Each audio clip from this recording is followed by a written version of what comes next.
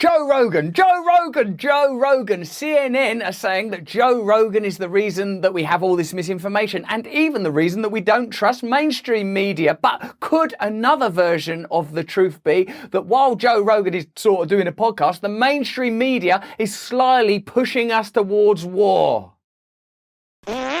Welcome, you 4.8 million awakening wonders. Here we are together, resisting the duplicity and deception as we become more attuned to truth. This week, you can't avoid Joe Rogan. Now, we are talking about Joe Rogan, one, because you know what my position is on Joe Rogan, but I'm very interested when anything dominates the news cycle, particularly at a time that other important and interesting things are potentially occurring. I want to show all kinds of opinions. Which sounds great, but not all opinions are created equal. No, listen here, Sonny Jim. You're not only making people not trust you, you're making them not trust me. You think about major newsrooms like CNN that have health departments and deaths and operations that work hard on verifying information on COVID-19. They're out of order, aren't they? They can't say that after the way they carried on around that horse paste stuff. Ivermectin is something more often used to deworm horses. Yes, that's the deworming medicine. When you have a horse deworming medication, Horse dewormer. to deworm livestock. As a horse dewormer. that's the upside down world we're in with figures like Joe Rogan. That one example showed you that they were not operating in good faith. I care about the way that information is conveyed to us and whether or not that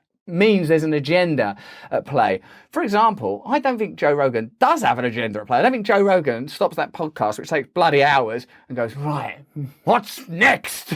These people do, though. And then you have talk show stars like Joe Rogan who just wing it, who make it up as they go along. And because figures like Rogan are trusted by people that don't trust real newsrooms, Well, like, why don't people trust me? They trust Rogan, but I'm perfectly trustworthy. Look how loose my tie knot is. we have a problem that's much bigger than Spotify, much bigger than any single platform, Kate. But that's what is the heart of this. I think what's at the heart of this is you're jealous of Joe Rogan. So obviously we're having a bit of a laugh, but the Joe Rogan story is everywhere, and we've done Joe Rogan videos. But what we want to talk to you about is the phenomena of reporting, the nature of misinformation, and how news agenda operates.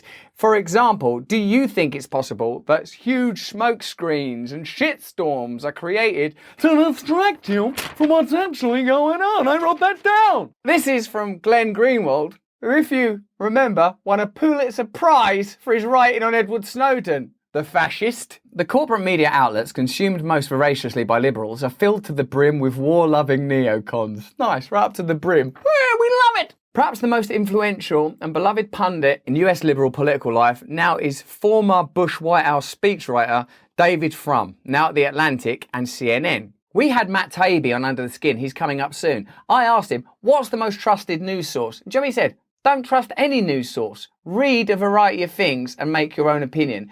It was so beautiful to hear someone say that. He didn't go like this or like that. He goes, you're just going to have to read a load of stuff and form your own opinion. What I do, he said, when I write a story is I call up 20 people who I trust from a variety of backgrounds and I get all of their takes and I think, who sounded most sincere? Did some people say the same stuff? Who's got particular interest in? And I thought, oh my God, yeah, of course. Well, actually, by the end of it, I felt embarrassed about asking the question. I thought, I've also almost went, that's what I do. Anyway, David Frum frequently appears on CNN and MSNBC to speak solemnly about matters of war, authoritarianism and patriotism, where he's treated like an elder statesman and the moral conscience of America. There are many common characteristics tying these neocons together and forming a cogent ideological strain. Two of the most toxic of these have been on full display over the last month. They are always, in every case, in favour of any opportunities for the US to involve itself in a new war. For me, I've changed the way I watch media, the way I understand reality, and a lot of that's because of the comments you leave us below, because of the relationship we've developed with one another through this channel that we share together. I've started to look at this kind of news and just go, oh, it's a blag. I can see it like plain as day. Can you? You wind up a neocon and they start inventing excuses for why the US must either bomb and invade other countries or enter a new proxy war to arm and fund other countries to do so for it. It is therefore unnecessary to point out that they are all not just in favour of US involvement in a potential war between Russia and Ukraine, but fanatical and giddy about it. So already we can advance the question at the beginning of this video.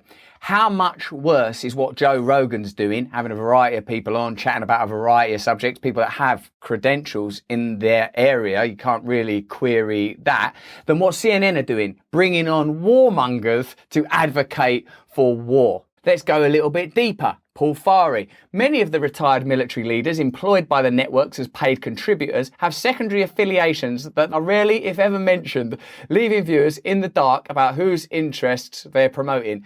Like, I'd like to know, wouldn't you, if someone's about to go, I think we should have a war, whether or not they would make money if there was a war. None of the leading networks, ABC, CBS, CNN, NBC and MSNBC, it's weird saying them together, makes a regular practice of announcing its military analysts' financial ties to the Pentagon. Why not? Be responsible. Joe Rogan's irresponsible. He took horse maggot medicine the other day. Now tell me, sir, and don't tell me anything other than this, should there be a war? Yes, there should be a war. Interview's done. I'd like to see you do that, Joe Rogan. None of them make a regular practice of announcing its military analysts' financial ties to the Pentagon, connections that could colour their on-air comments. Why doesn't the Joe Rogan garden apology apply here? What we're going to do on CNN is we're going to have someone who don't want to have a war because they're not going to make any money from it. And we're going to provide a broader context. A Wikipedia link will come up underneath to say, oh, by the way, this dude would benefit if there was a war. So the mainstream media is demanding standards of Joe Rogan on a subject that, in my opinion may not be as important as World War III, and they're not willing to do it themselves. Hold yourself to those standards. That's the number one rule, isn't it? Former military officials played a key role in promoting the Bush administration's policies before and after the US invasion of Iraq in 2003, as documented in a Pulitzer Prize-winning series in the New York Times in 2008. The Pentagon orchestrated the commentary of 75 former officers who served as radio and TV analysts, turning them into message force multipliers for the administration's point of view. Many of the retired officers who appeared on TV worked for companies that counted on military contracts, creating a built-in conflict that news organisations didn't mention when introducing the analysts. So that's not news, is it? That's officially propaganda. Because news would sound like this. I'd love to see this on CNN. I'd love to see this on MSNBC or any of them alphabet things I just listed. Like, first of all, this dude makes money from it. In fact, he's not even on. Here's someone who don't make any money from it. We shouldn't have a war. Oh, it's terrible. What's the point? You know, someone over here, well, sometimes it's more complicated than that. Geopolitics, you don't know what's going on at the level of deep state. Do you make money from it? A bit. You know, like, they have no one that makes money from it as a rule. You have those standards for Joe Rogan, by all means, but first of all, have them for yourself. You can do that without broadcasting a single minute of stuff. You can just go, we're going to do this from now on. That's the end of it. Among others, James Spider Marks, a retired Army general. We gotta get an honest and unbiased opinion. Who should we get? I say James Spider Marks. Hello. A retired Army general served as an analyst for CNN between 2004 to 2007. At the same time, he sought military and intelligence contracts for a company, McNeil Technologies. CNN said at the time it didn't know the nature of Marks' work for the company. Marks, who has resumed his role as a CNN military analyst, is no longer affiliated with McNeil. Instead, he's a venture partner and advisor to a company that invests in veteran-led companies, including military contractors. CNN didn't respond to multiple requests for a comment. Oh, okay. Don't want honest and open communication now. Want it from other people, but yourself.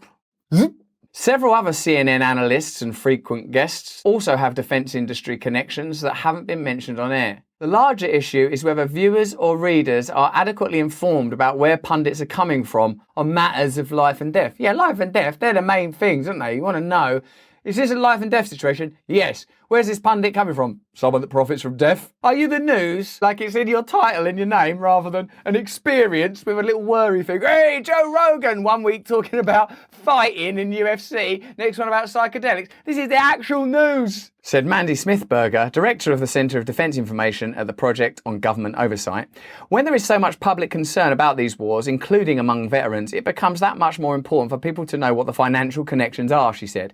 News organisations should absolutely disclose this. It could change the conversation around war if people were aware of who was profiting from it. Let me know in the comments below if it would change your opinion on war if you knew that the people talking to you about war would profit from it. As the United States weighs more involvement in the growing conflict between Ukraine and Russia, some of the largest weapons companies in the world, Raytheon and Lockheed Martin, are openly telling their investors that tensions between their countries are good for business. Yeah, they would, wouldn't they? I mean, if you're making weapons, the number one thing that would mess up your business model is no need for weapons or wars. If they've got their people going on the TV saying, yeah, no, Russia, Ukraine, it's going to affect Americans. We don't do something about this, it'll affect Americans. Which Americans? I'm American. And General Dynamics, meanwhile, is boasting about the past returns the company has seen as a result of such disputes. They'll try out figures. Well, during the Iraq conflict, we actually made this much money, and we presume that...